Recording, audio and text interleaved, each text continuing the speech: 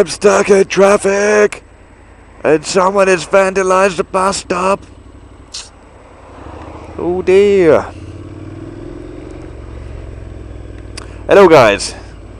So the other day I took my friend kind of bike browsing because he's just recently passed his full motorcycle test. So I said that because where he hasn't really got easy travel, I'll take him up to the local Honda dealership because he's interested in a Honda motorcycle. And as we were going in, I noticed the new 2016 range for the basically my model and the X version as well. So yeah, on the outside the showroom they had the 2016 NC750S, and woo-wee, it looked nice. They actually added a bit more colour to it. They had a really nice blue colour, which is different from the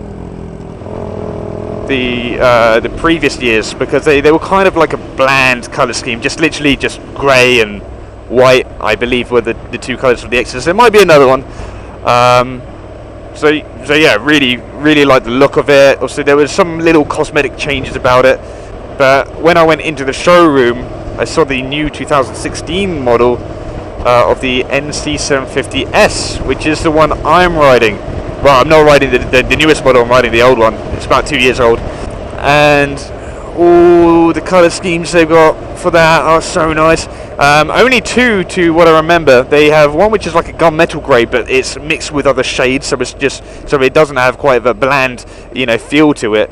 And the other one, which was my favourite by far, was a charcoal black and red colour scheme, and the wheels were red, and it just had a little bit more of a sportier look. It was more interesting to look at, I would say. The front of it, the lights have changed.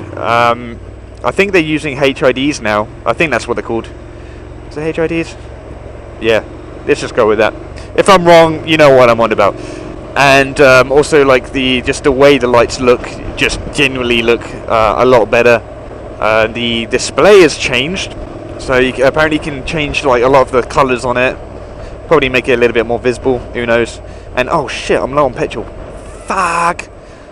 I need to go to petrol station. I'm not sure how long my reserve lasts for. What else? Oh yeah, also the seats. Now, when I originally test rode the NC750X, I really liked the seat. It was a lot more padded, had a bit more of a texture to it. Whereas the S, not so much. It looks like they've put what the X seats were like onto the S.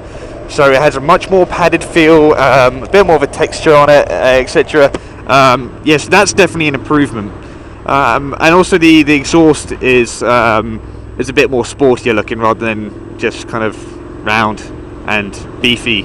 Yeah, it's a lot. They've kind of cut the size a bit, so yeah, it's not as beefy.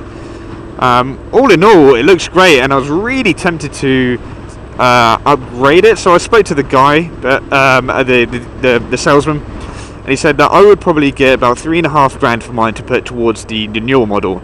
And I was thinking, oh, well, I've had this for 2 years, coming up to 2 years now.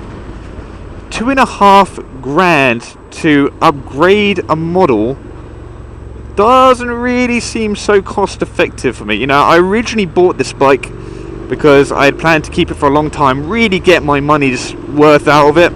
And I have put a lot of money into it as well, such as heated grips, and the exhaust and all that. Though the guy did say that having the exhaust and that doesn't really affect the value. So I was like, well, fuck it then. I'll just take off the exhaust and all the other bits. Obviously, the heated grips I can't take off because they're all especially wired. I don't have the knowledge of doing that. I'd rather not touch that. So there's quite a few little bits of accessories that I can swap back to the stock on my current bike.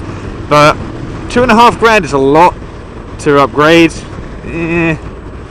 The other thing as well is I'm going to Japan this year in October sometime, and I've already paid for the flights, but I still need to make sure that I've got enough for the hotels, which we're booking in a couple of months. Also the bullet train travel, just general travel, and spending money, food money, and all that.